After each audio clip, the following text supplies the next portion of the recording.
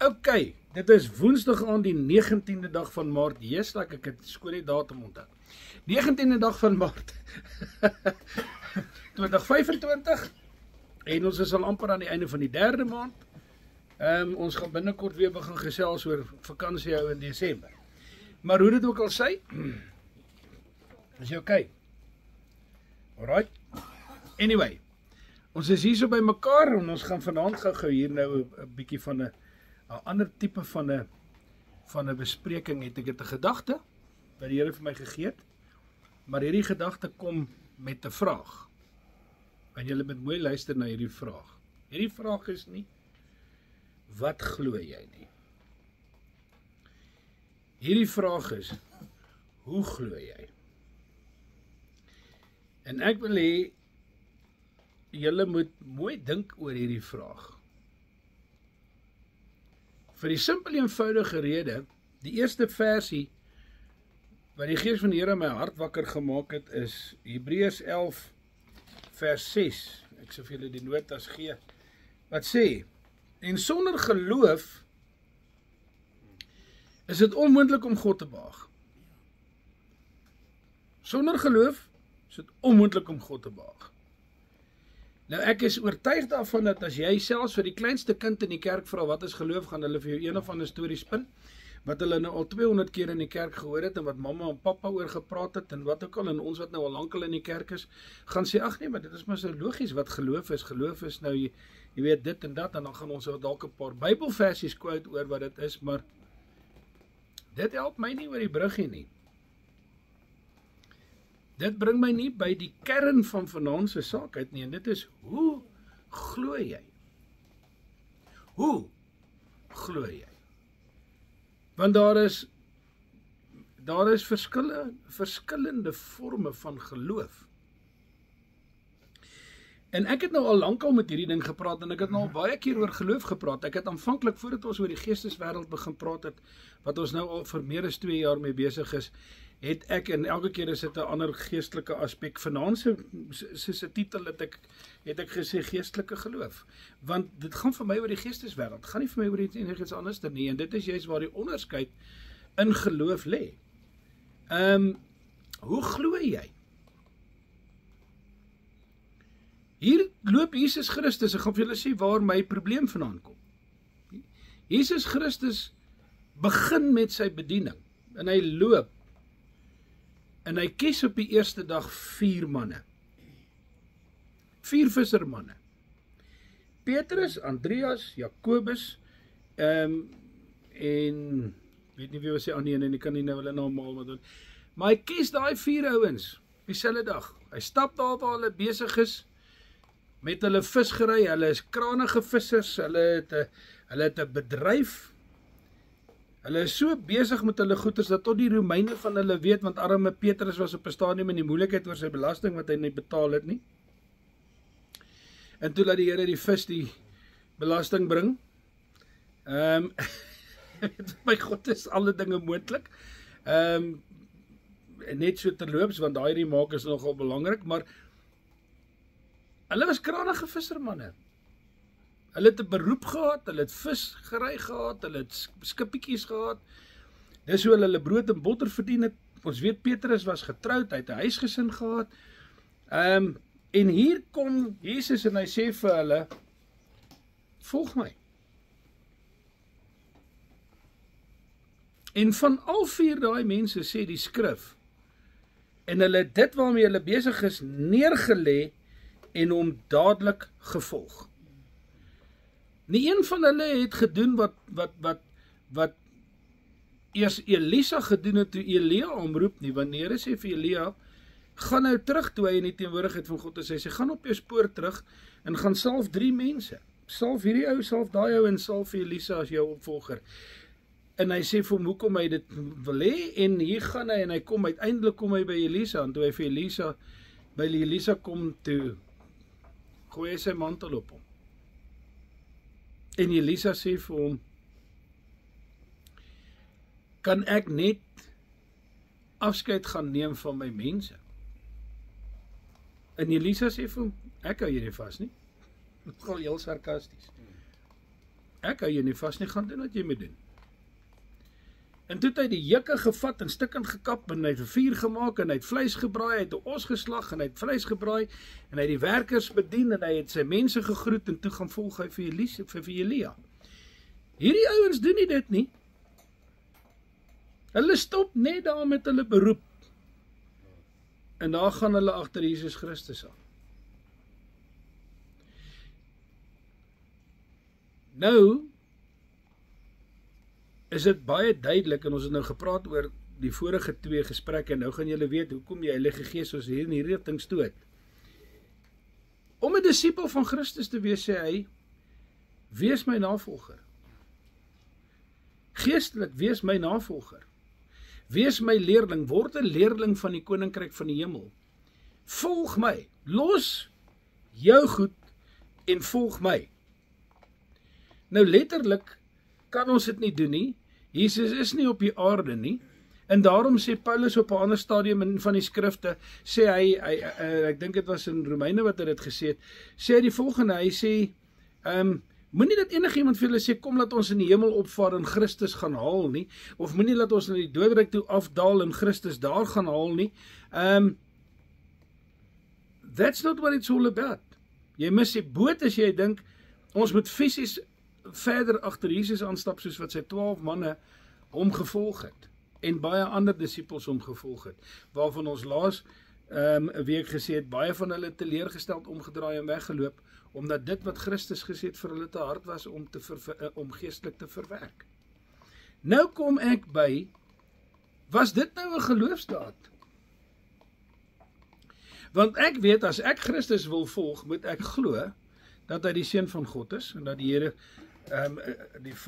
God die Vader hom gestuur het, en dat hy sy lewe vir ons neergelê het, en dat hy sy bloed gegee het, sodat ons vrygekoop kan wees van die sondemag en van sonde en van die aarde, van die wêreld en sy begeerlikhede, en ek moet Christus volg.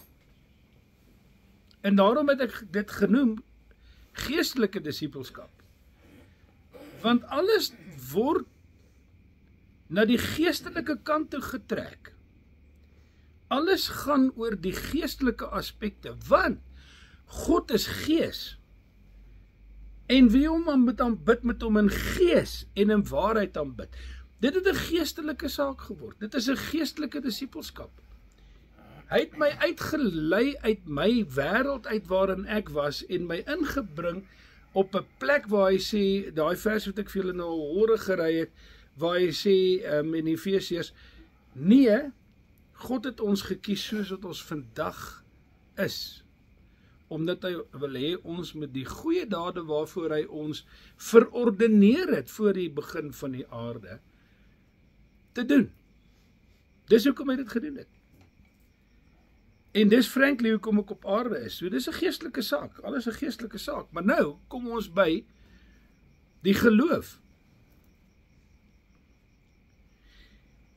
En dit is 'n groot probleem vir my. Want jy kry dit dat mense draadjies loop rondom die konsep van geloof, rondom die begrip van geloof. Ek weet nie of dit is omdat geloof 'n abstrakte gedagte is of 'n saak is en dat hulle nie heeltemal weet hoe om hulle self te verwoord nie, maar ek vind dit, soos die Engelsman sê, I'm finding it quite annoying, dat mense draaie loop wanneer dit kom oor geloof. En dat hulle geloof wil afplat na iets toe wat dit nie is nie. Nou ek gaan nie praat oor verskillende gelowe en allerlei gelowe nie, en gelowe in ander gode en in Boeddha en in wie ook al en wat ook al nie. Ek wil net eenvoudig sê, daar is vir my 2 hoofkategorieë van geloof. En dit is waaroor ek vanaand wil praat, en dis hoekom ek die vraag vra. Hoe glo jy? Want die hoe is vir God belangriker as enigiets anderster. Want daai selfde versie wat ek gesê, wat ek net nou aangehaal het gesê, want hy wat tot God gaan, moet verplig. Dit is 'n opdrag, glo, dat hy is, en dat hy 'n beloner is van die wat hom soek. So ek sien twee goeters in hierdie versie. Een, sonder geloof, en dan moet ons nou regtig uitfigure, van wat praat ons hier? Wat is hierdie geloof waarvan hier gepraat word, dat sonder geloof is dit onmoontlik om God te behaag? En dan die tweede ding is, hy wat na God toe gaan, moet glo, dat hy is, en dat hy 'n beloner is van die wat hom soek. En daai twee goeters is vir my, die goeders wat uitgestaan het, ek het al ook in die nota sommer in beeld gesit, as julle dit lees, gaan julle sien waarvan ek praat. En dan het ek nou vir julle gesê, jy weet, okay, geloof, as ek na die woord geloof kyk daar, of die Engels faith, nie believe, I believe nie die werkwoord nie, maar die woord geloof, julle moet geloof hê, sonder geloof, selfstandige naamwoord, dis in Grieks pistis.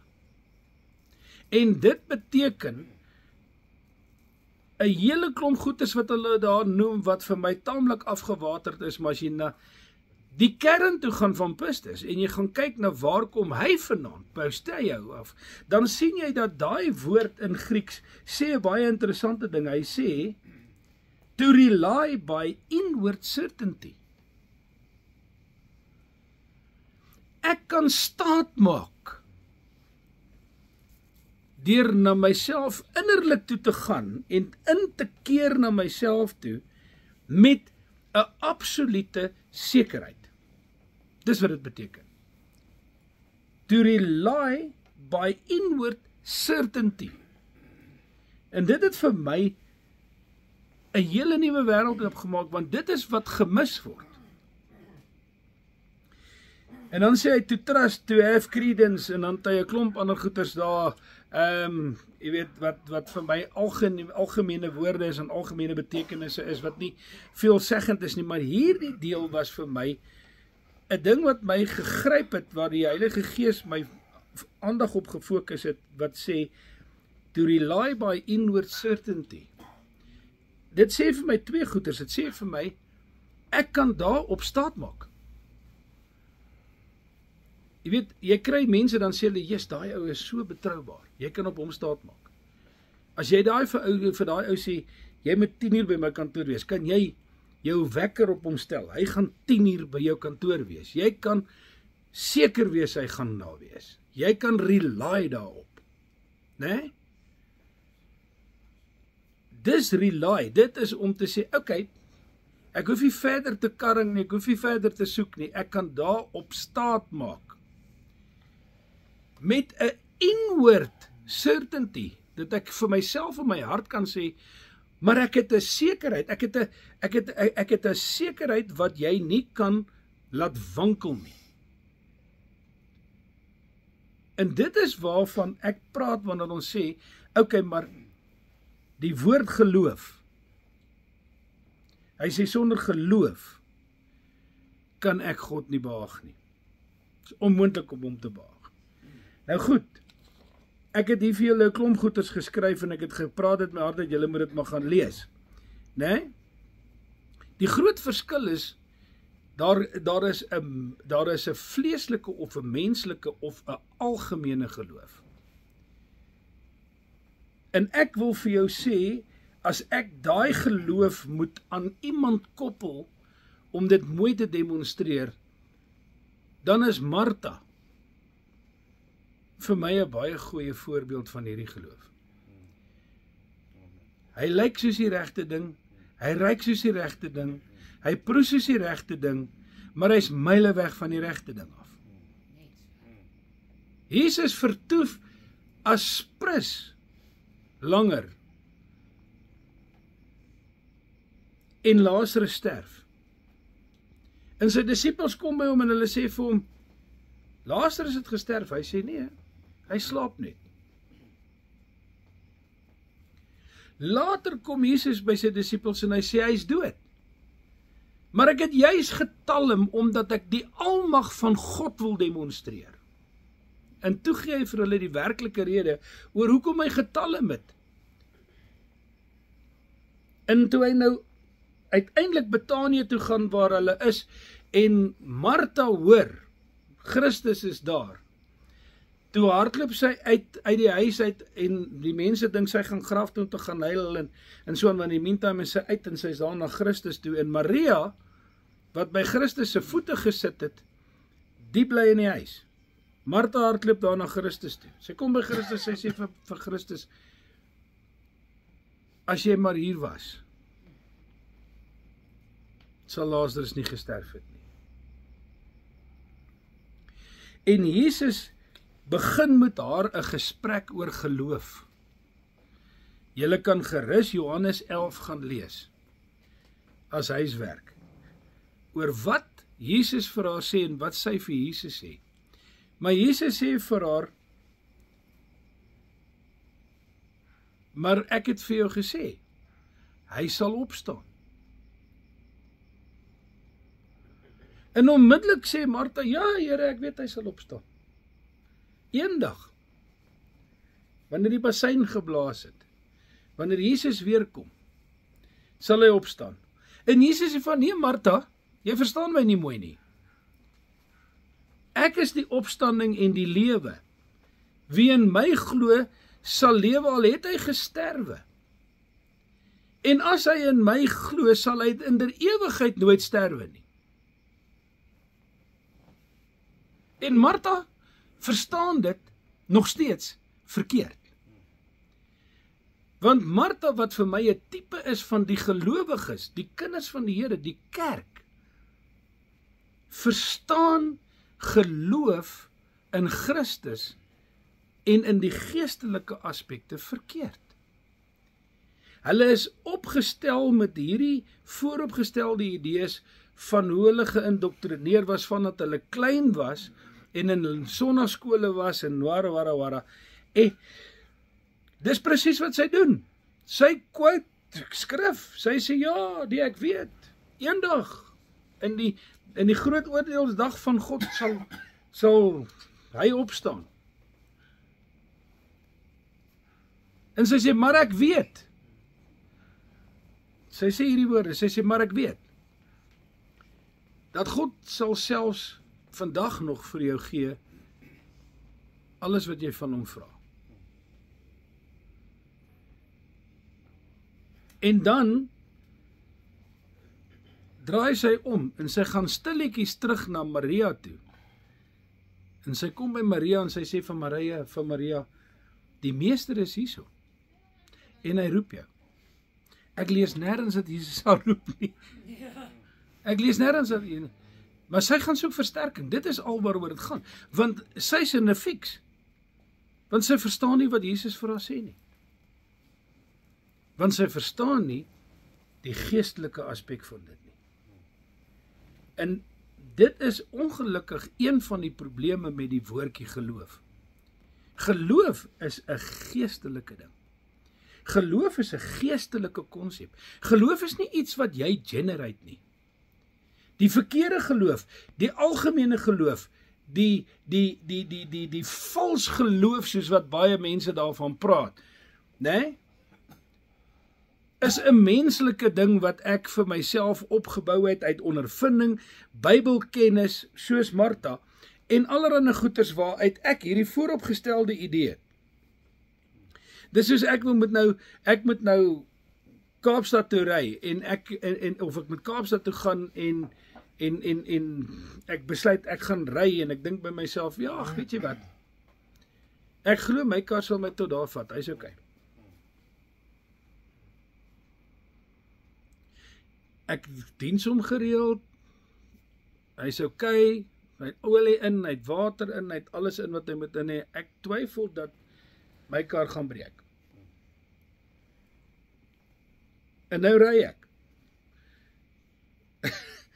En net hier in Koelsberg, daar waar niks en niemand is nie, boem, daar breek hy ding. Want hierdie is nie geloof nie. Ek het geglo. En mense gaan vir my sê, heerlikheid, maar jy nou nie gaan kyk of hy reg is nie, hoekom het jy nie gevat vir 'n check-up nie? Dan sê ek, maar ek het geglo. Dis wat die mense met die Here doen. Ja, maar ek het geglo. Weet jy wat, die woord van die Here sê vir ons, God is die groot geneesheer. En deur Jesus Christus se wonde is ons genees. En dan as jy met hulle gaan praat oor goddelike genesing, dan het hulle 10.000 verskonings oor hoekom hulle wil sê, genesing sal dalk nie plaasvind nie. Just in case. Want hoe gaan ek nou lyk, as ek gesê het, daar gaan genesing wees en daar is nie? Frankly, it's not your case, is nie jou saak nie. Of daar genesing of nie is nie jou werk nie, dis God se werk. Hy is die geneesheer, jy is net die instrument. Jy is net die instrument tot geregtigheid. Hy sê, stel dan julle lede van julle liggaam tot werktuie van geregtigheid. Dis wat ek moet doen. Ek moet net daar wees om te sê, ek het die salfolie gevat, ek het die woord geglo, ek het gedoen wat die woord van in Markus 16 sê, ek het hulle gesalf met olie, vir hulle die hande opgelê, en God sal die genesing bring. Die verskil is, weer 'n keer, in daai versie sê hy, vir die wat glo. Wat glo? Hoe werk dit as my geloof sê, ja, maar weet jy wat, dalk is daar nou een of ander probleem omdat my voorvaders betrokke was by die vrymesselaars en daar is dalk 'n bloedlynvloek en weet jy wat, ag, ek het so 'n paar wit leentjies laasweek vertel en dit staan en bou 'n muur tussen my en God en nou kom ek met die een verskoning na die ander verskoning en hulle haal hulle uit die Bybel uit, net soos wat die duiwel hulle uit die Bybel uithaal, toe hy Christus versoek het. Petrus sê, moenie met julle vrouens in onmin lewe nie, sodat julle gebede nie verhinder word nie. So nou bid ek vir iemand en iemand word nie gesond nie, en nou sê ek, o ja, maar weet jy wat, dis omdat ek en my vrou 'n tif met mekaar gehad het en ons het dit nog nie uitgesort gehad nie. Wie weet, dis 'n potsnert. Dis 'n potsnert. Hoe glo jy? Hoe glo jy? Ek kom by my vraag, hoe glo jy? Glo jy God of glo jy hom nie? Of soek jy verskonings om by jou eie woord van geloof verby te kom? Dis wat my pla, want ek is nou op 'n punt waar ek nou vir die mense laasweek in die voorlaaste les gesê het, wie wat ons is geestelike disippels, ons moet uitgaan en ons moet vir God groot dinge doen voordat die wederkoms van Christus plaasvind. En my hele probleem is, ek is oortuig in my hart daarvan dat geloof ontbreek. En dit help nie, ons gaan hardloop rond en ons wil die wêreld verskuif, maar ons glo nie.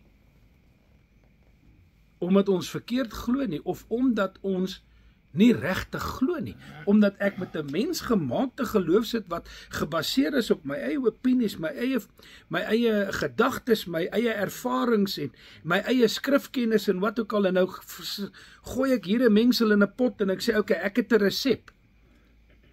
Man, God het 'n resep. God se resep is glo. Jesus Christus sê in Johannes 14, hy sê, glo in God, glo ook in my.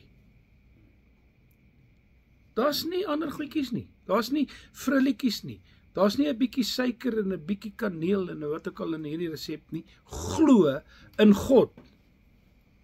En dis waar dit vir my 'n krisis raak, waar ons vandag sit en ons, weet jy wat, mense praat saam oor die wederkoms, maar glo hulle regtig dat Christus gaan kom?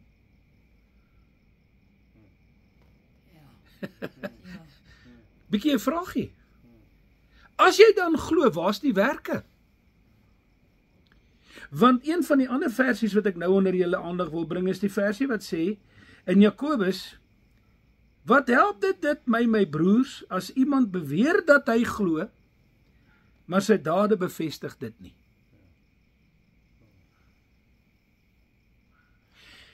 As ek my hande op 'n sieke lê, is dit nie ek wat hom aanraak nie. Dis God wat hom aanraak. Ek raak daai persoon met vrees en bewering aan, want weet jy wat? Ek verteenwoordig die Almagtige. Want ek glo in die Almagtige. En ek doen wat hy vir my gesê het. Lê jou hande op die sieke, salf hulle met olie, lê vir hulle die hande op en maak hulle gesond. Dis die Gees wat die krag van God is wat die genesing bring. Dit is God wat die genesing bewerk. Ek is net instrumenteel. Ek is net die donkie wat die werk doen. Maar om dit te kan doen, moet ek glo. Hy sê vir die wat glo. Moenie vir siekes bid as jy nie glo nie.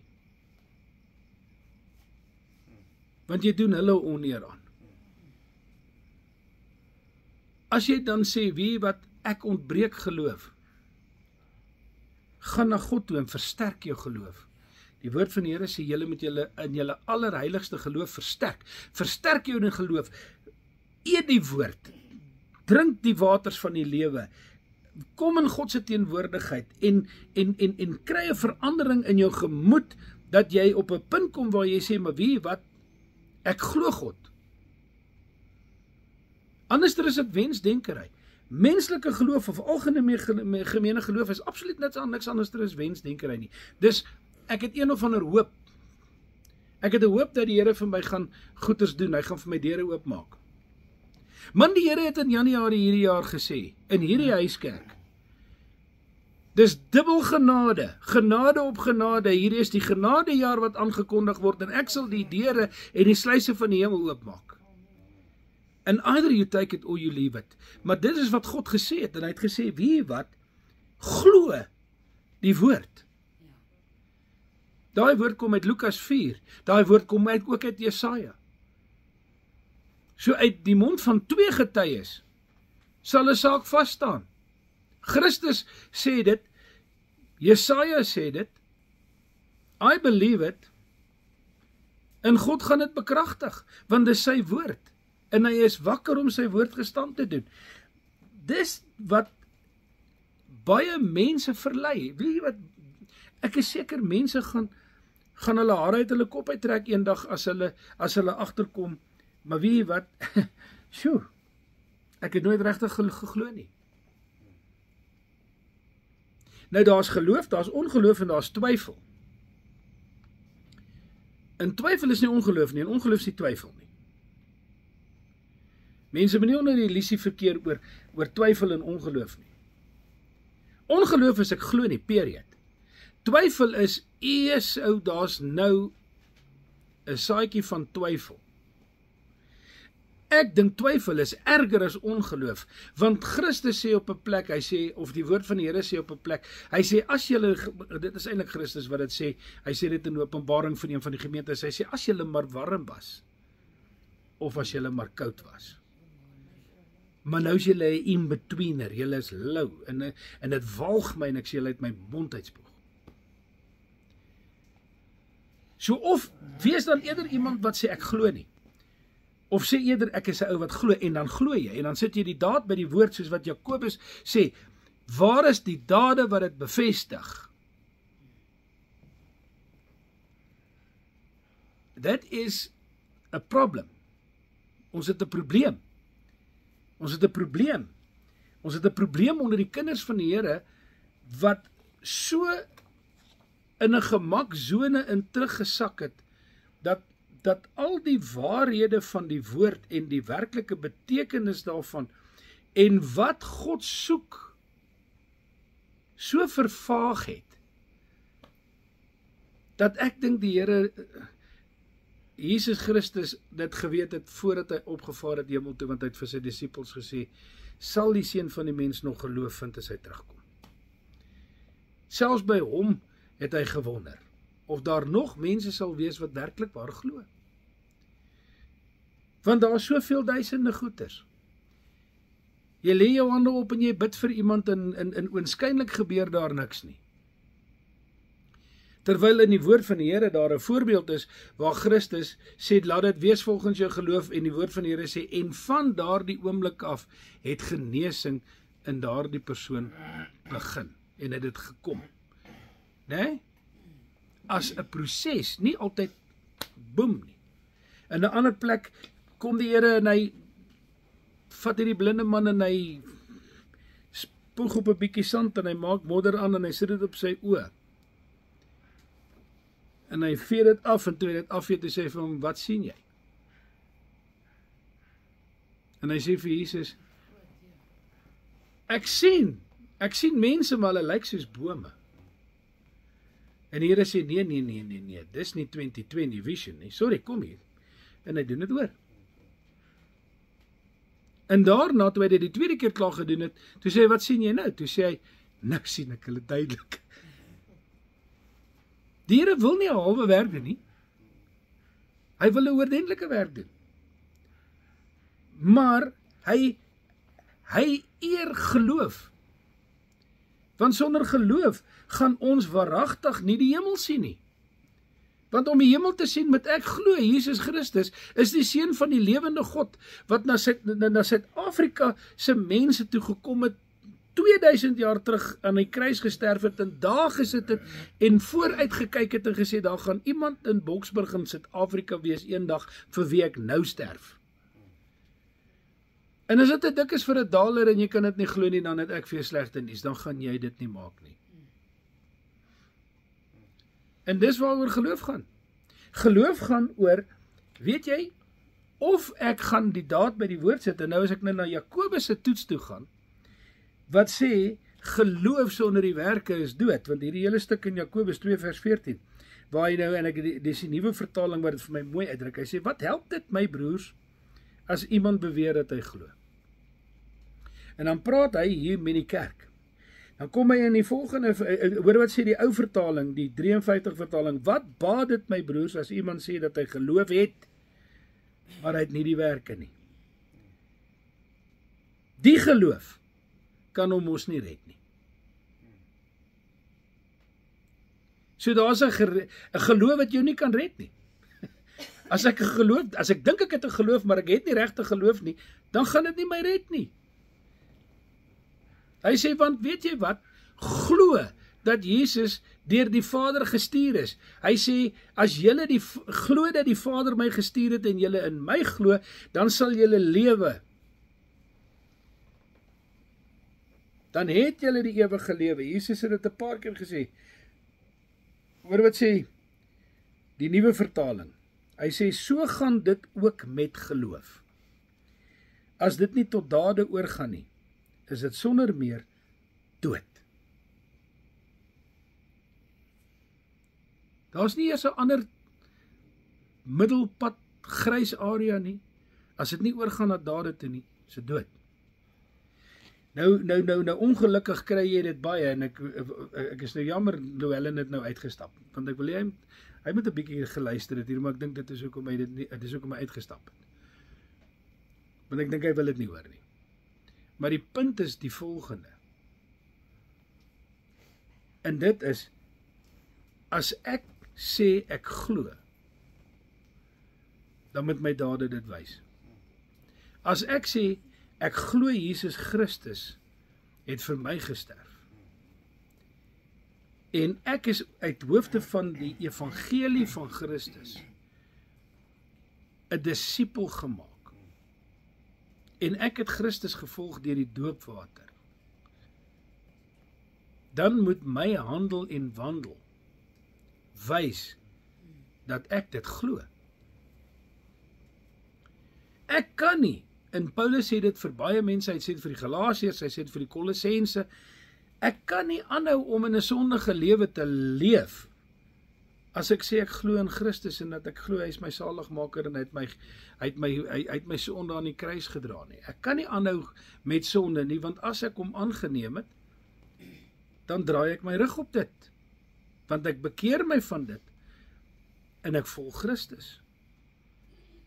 So dit is baie belangrik, dat ek besef presies wat reddende geloof is. Reddende geloof is geloof wat in my werke gesien word. En hier is die verskil tussen die twee. Die een nou sê, ek doen al hierdie goeders, want ek glo. En my geloof word eintlik nou in my werke bewys. Jakobus sê, dit kan nie so werk nie. 2:17, 2:18 en 2:19. Maar iemand sal sê, jy het die geloof en ek het die werke. Toon my jou geloof uit jou werke. En ek sal jou uit my werke, my geloof toon. Luister baie mooi wat hy daar sê. En dan kom hy in vers 19, jy glo dat God een is, jy doen goed, maar die duivels glo ook dat hy een is, en hulle sidder. Dis nie noodwendig reddende geloof nie. Reddende geloof is as dit wat ek glo in my werke bevestig word. As mense nie eers met my 'n gesprek voer nie, maar kyk wat ek doen en sê, "Jesus, daai ou glo werklik in die Here. Daai ou lewe werklik vir die Here. Sy gedrag bepaal dit, sy werke wys dit en dis wanneer jy mense kry wat met boldness in 'n winkelsentrum iemand sien wat siek is en sê, "Kan ek vir jou 'n gebed doen?" Hoekom? Want jou werke word gedryf deur die geloof wat in jou hart is. En jy sê, "Maar ek sal vir hierdie sieke die hande oplê en die Here sal hom genees." En ek gaan nie nou dit algemeen afplat nie. Ons moet nou nie in die hele straat rondhardloop en iemand soek nie, wat ons kan bebid nie. Nee. Doen wat die Heilige Gees op jou hart lê om te doen, want as ek nie gehoor het nie, hoe gaan ek die geloof hê? Hy sê, want die geloof kom deur die gehoor en die gehoor kom deur die woord van God.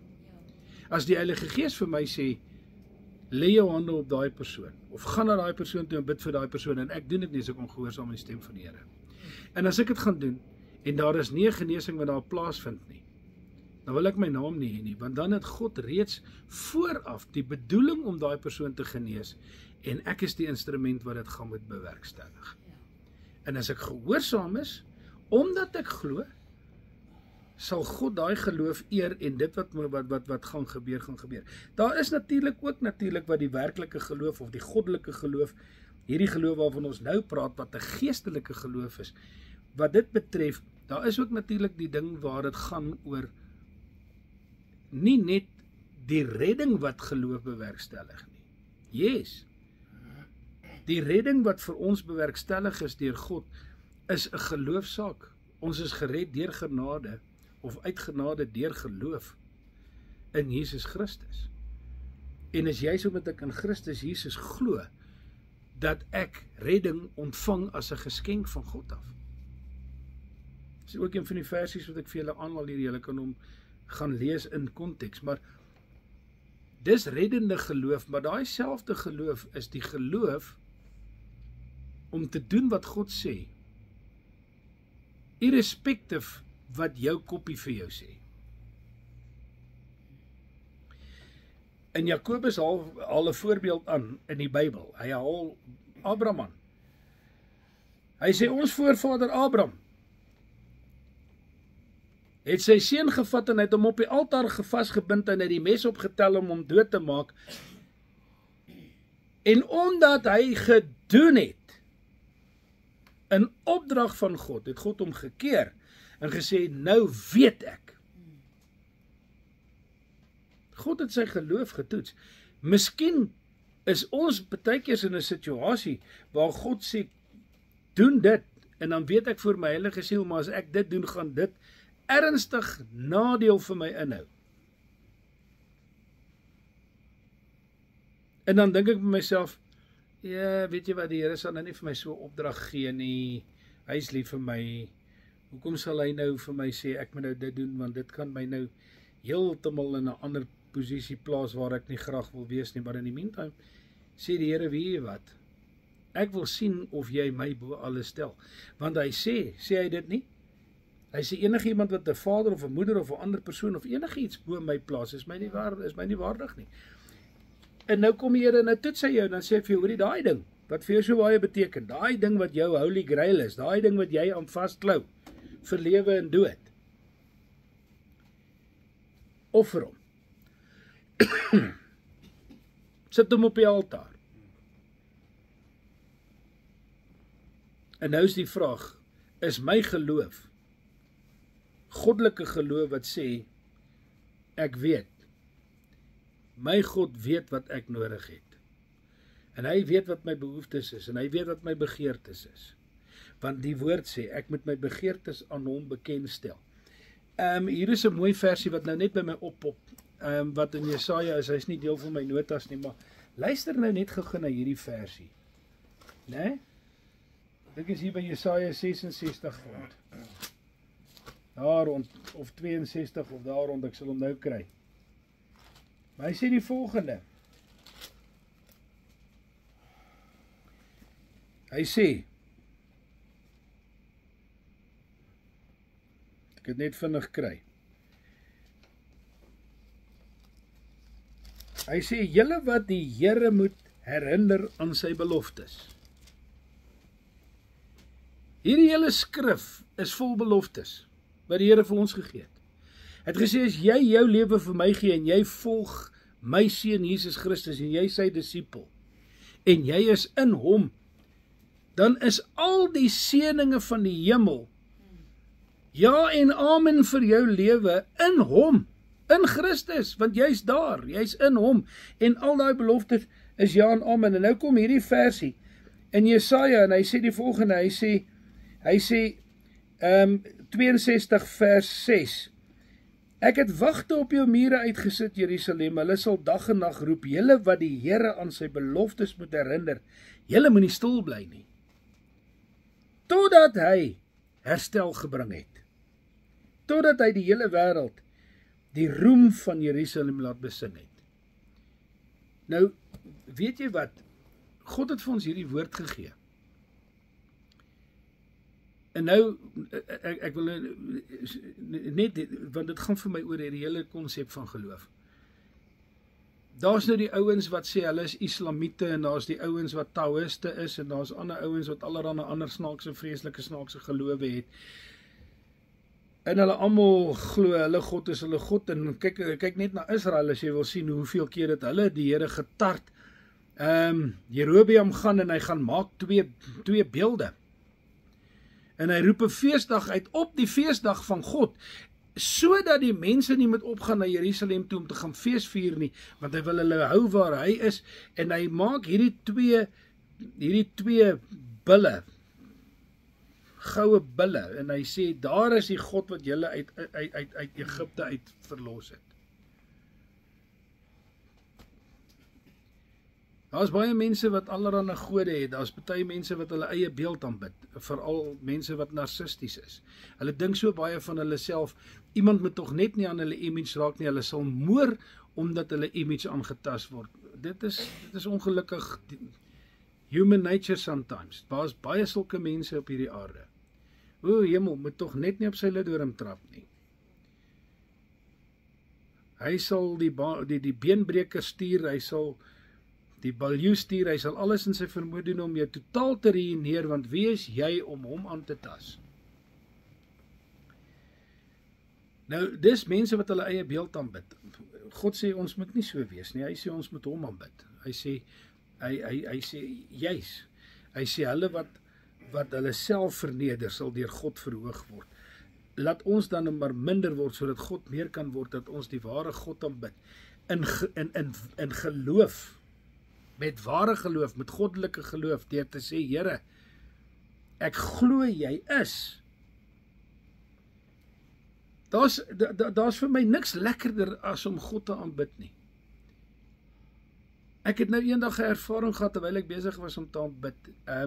Dit was vir my amper half asof ek gesukkel het om aan die bid te kom, en die volgende oomblik,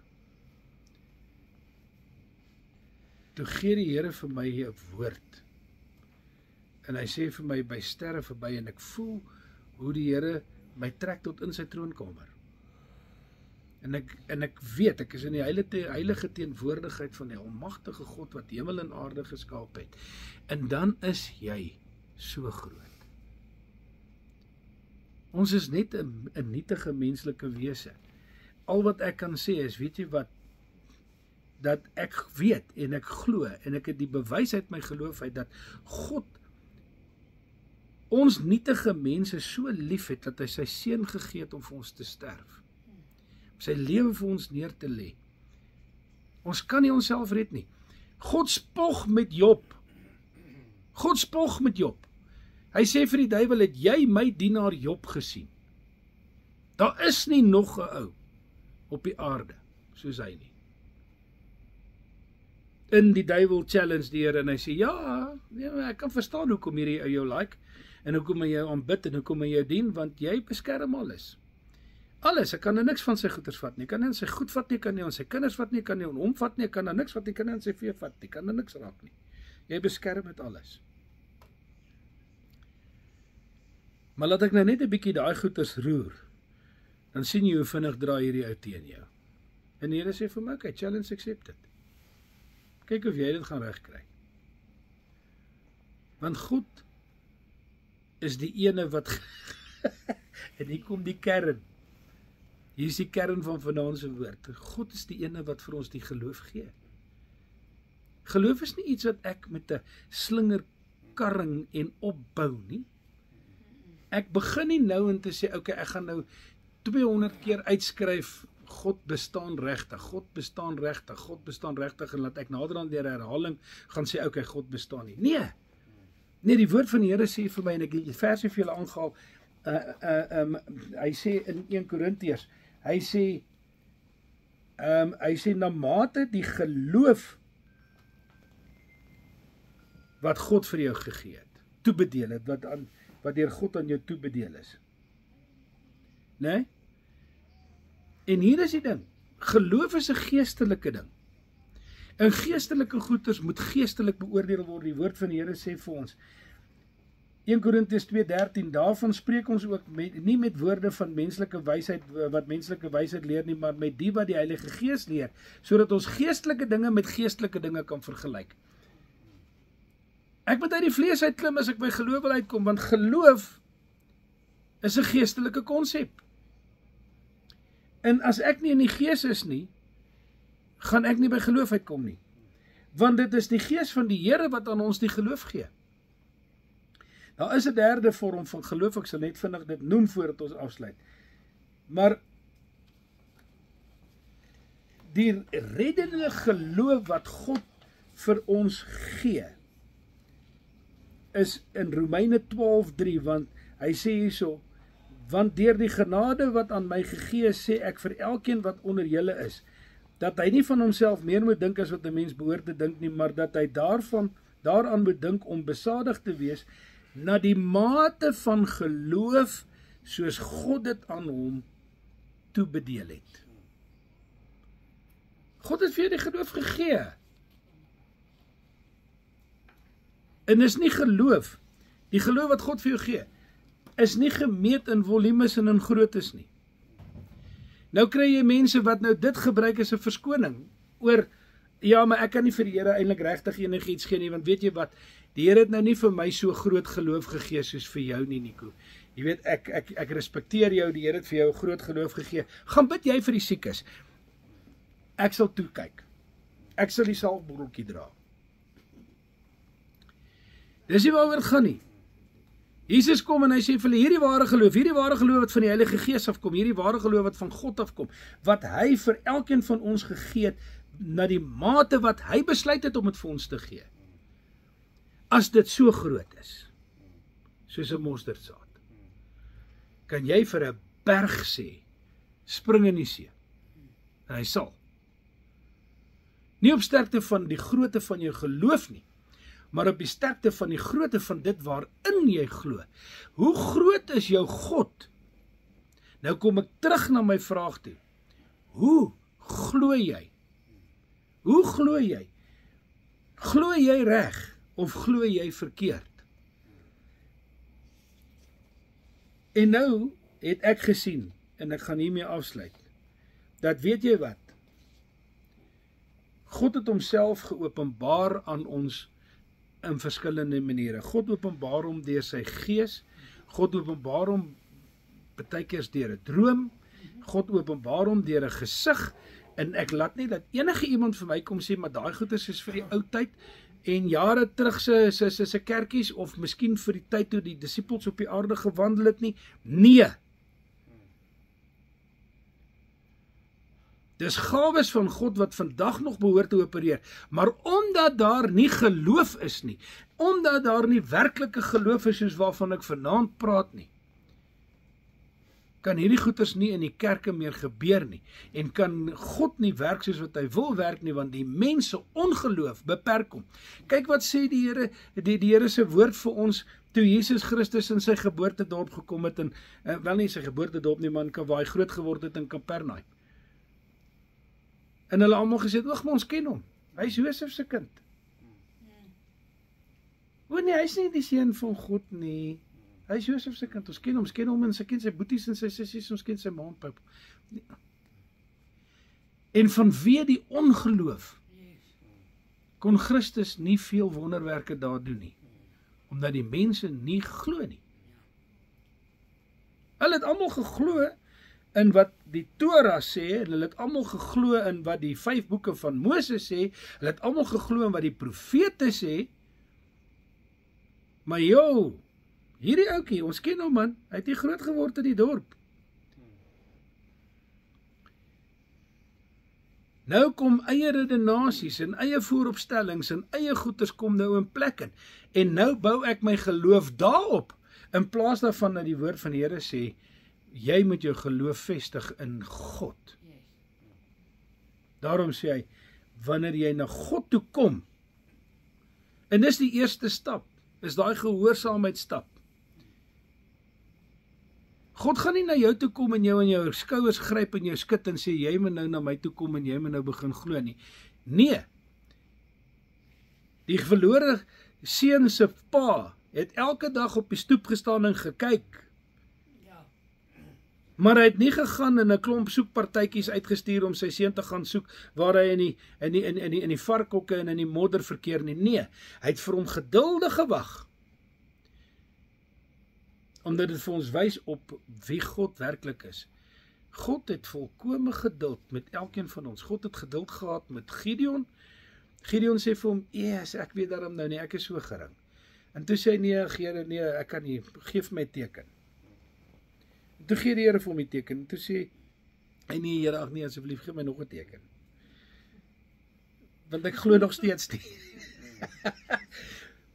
Ek vind myself iewester in hierdie conversation. Ek vind myself in hierdie skrifte. Daarom het die Here vir ons sy woord gegee en gesê, hoor hierso, soek jouself. Maybe is jy een van daai ouens wat nog vra vir tekenkies. Jesus het omvergooi hierdie klomp Jode wat so aanhoudend vra vir tekens. Hy het vir hulle gesê, jy sal geen ander teken kry behalwe die teken van Jona nie. En hulle het nie eens verstaan waarvan hy gepraat het toe hy dit gesê het nie. Maar die punt is, geloof gaan nie oor tekens nie. Yes, baie keer wil 'n mens nie ongehoorsaam wees nie. En ek verstaan dit, en ek honoreer dit, en ek doen dit self. Jy voel jy wil 'n ding doen, en dan sê jy vir jouself, maar ek wil nie ongehoorsaam wees in die stem van die Here nie.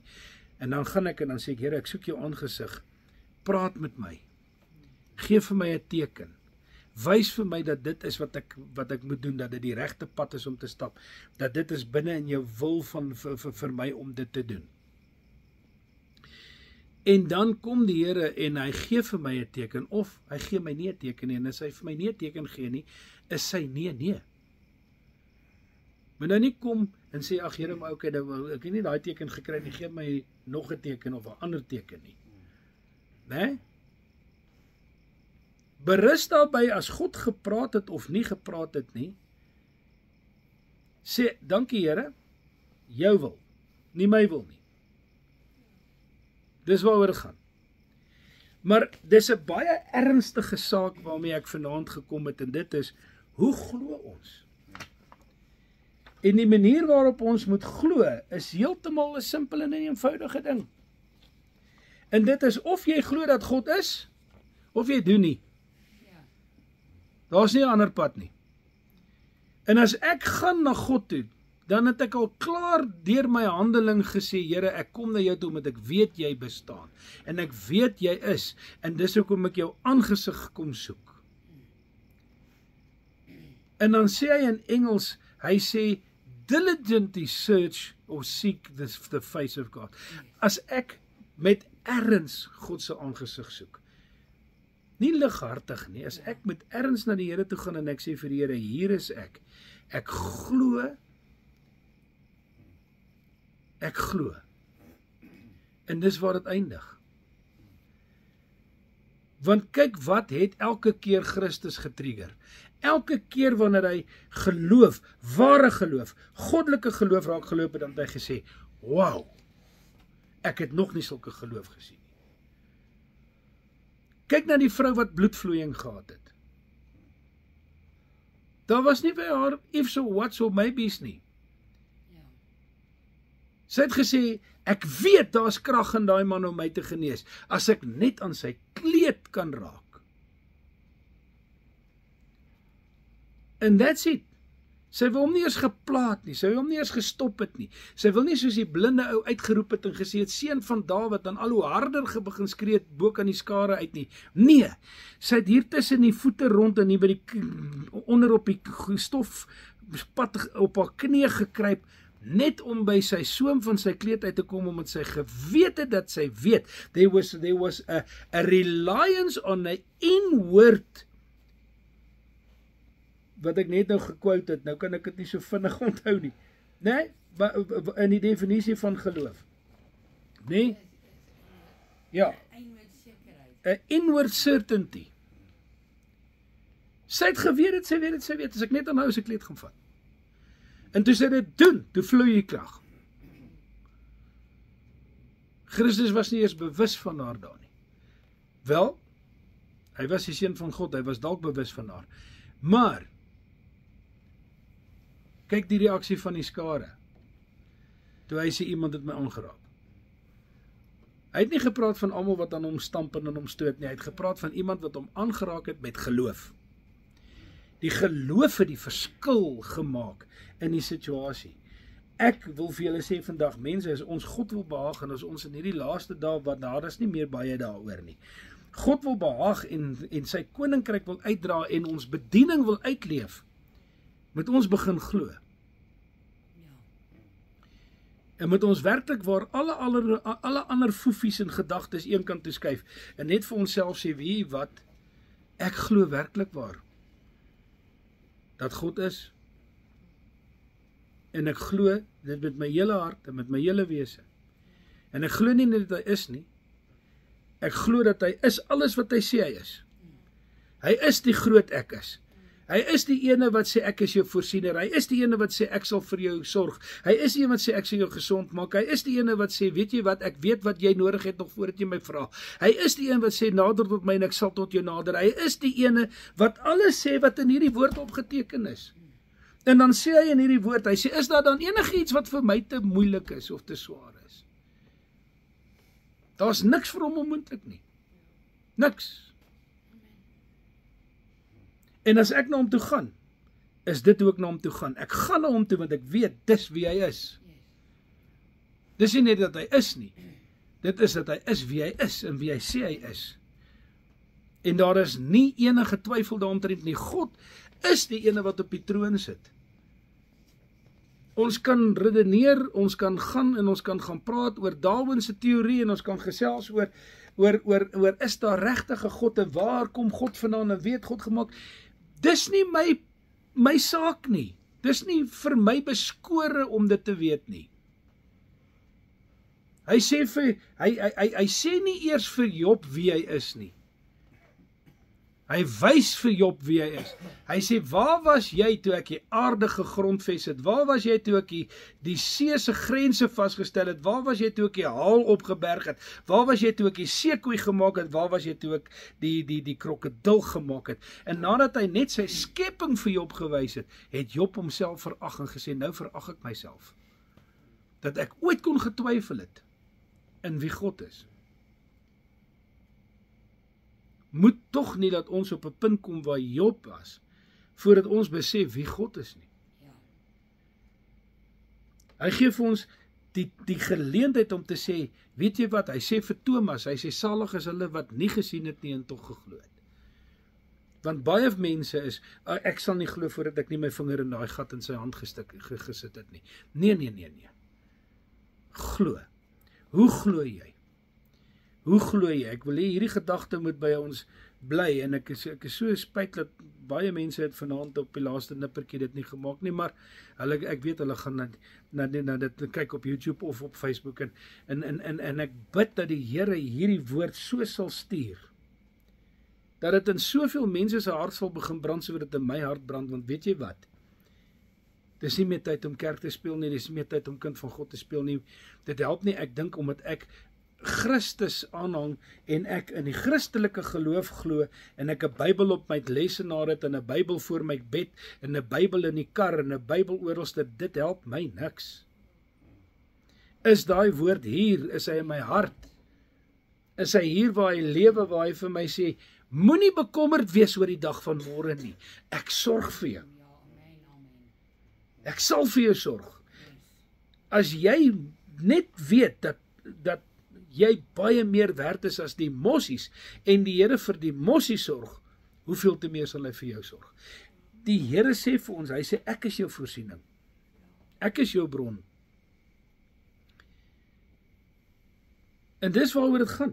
En as ek dit glo, en ek het 'n reliance op dit, ek kan sê, Here, ek kan op jou woord staat maak, en die woord van die Here sê vir ons, weet jy wat, hy sê, mense wat op mense staat maak, sal teleurgesteld wees, en daar's 'n vloek wat op hulle rus, maar hulle wat hulle vertroue in die Here stel, sal nooit beskaam staan nie, nooit beskaam staan nie, nooit beskaam staan nie.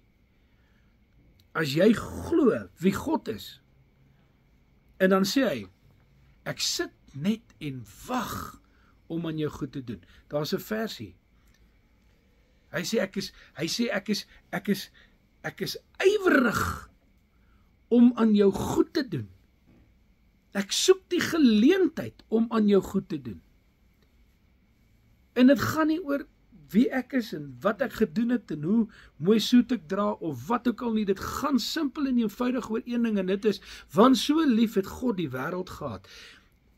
En het hy die arme sondaar net so lief gehad, en daarom het hy ook aan die kruis vir my gesterf, en daarom het hy sy seun gestuur om ook vir my te sterf, en vir my sy bloed te gee, en te sê, deur my wonde is jy genees. Is jy genees? Is jy genees? Glo ek dit of glo ek dit nie?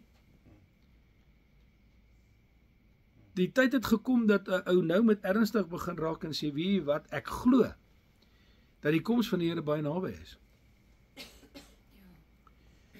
Hierdie manne is ernstig. Hulle wil die 3de tempel begin. Hulle slag al die rooi heffertjies sodat hulle die reinigingswater kan voorberei waarmee hulle die gereedskap waarmee die tempel gebou moet word kan reinig, sodat die tempel gebou kan word. En die woord van die Here sê vir my, as dit gebeur, kom die anti-kris, en as die anti-kris kom, is dit die einde van die tyd. Of ek glo dit, of dit is net 'n lekker mooi storieetjie.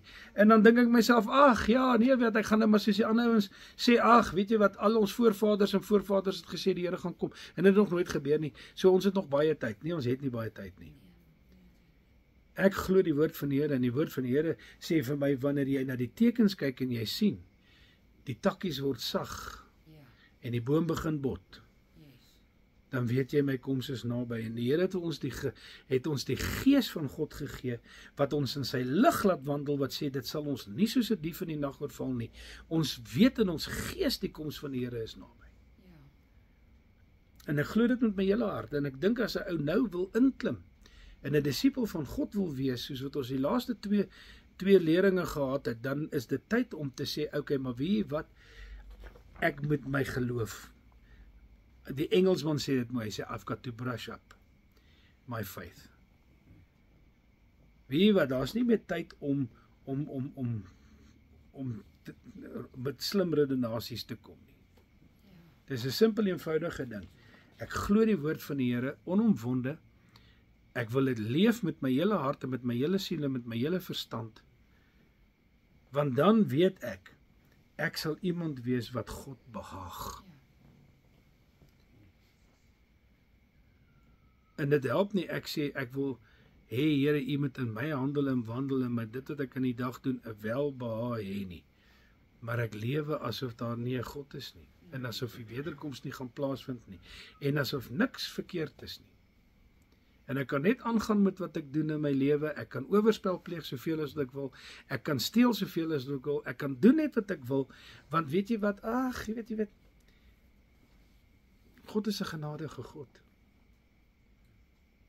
Bert, jy glo verkeerd. God is 'n regverdige regter. Hy's 'n regter, hy oordeel. En ek gaan of onder sy oordeling staan, of onder sy beoordeling staan. En ek wil eerder onder sy beoordeling staan, wanneer Christus kom en sê, ek kom gou, en my loon is by my. Dit sal baie lekker wees, om te hoor, oor min was jy getrou, oor veel sal ek jou aanstel. as om op die einde van die dag te sê, okay, ek het 'n bietjie misgevat. Dis 'n ernstige woord, ek weet dis 'n ernstige woord, want dit was 'n ernstige woord wat aan my toe gekom het.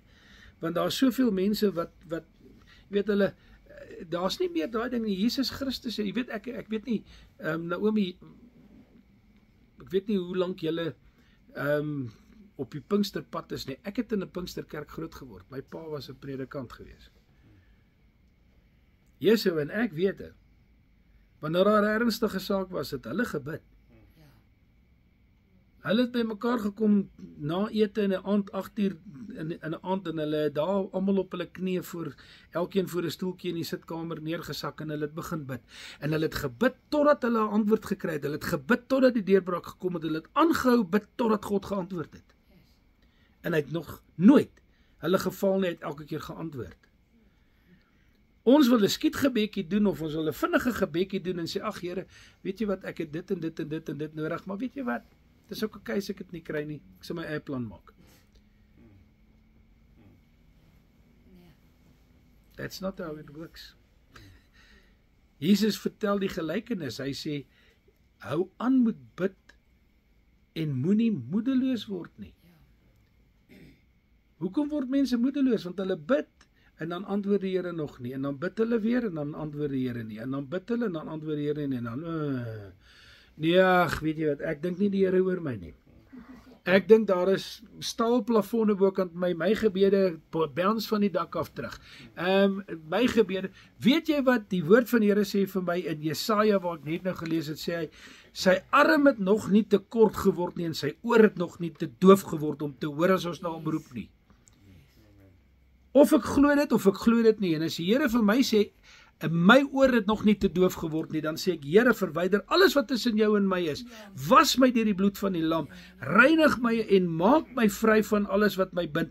En dat ek voor jou kan staan en dat ek kan sê, Here, help my. En jou oor is nie te doof om my te hoor nie. Of ek glo dit, of ek glo dit nie. En al wat dit gaan bewys, is ongelukkig by dade. Want as ek dit glo, is dit wat ek moet leef. As ek dit glo, is dit wat ek moet doen. Jy weet, as die Here sê, wie wat vertrou my, vertrou hom. As die Here sê, wie wat, volg my, volg hom. Doen wat hy sê. Gehoorsaamheid is ver beter as offerandes.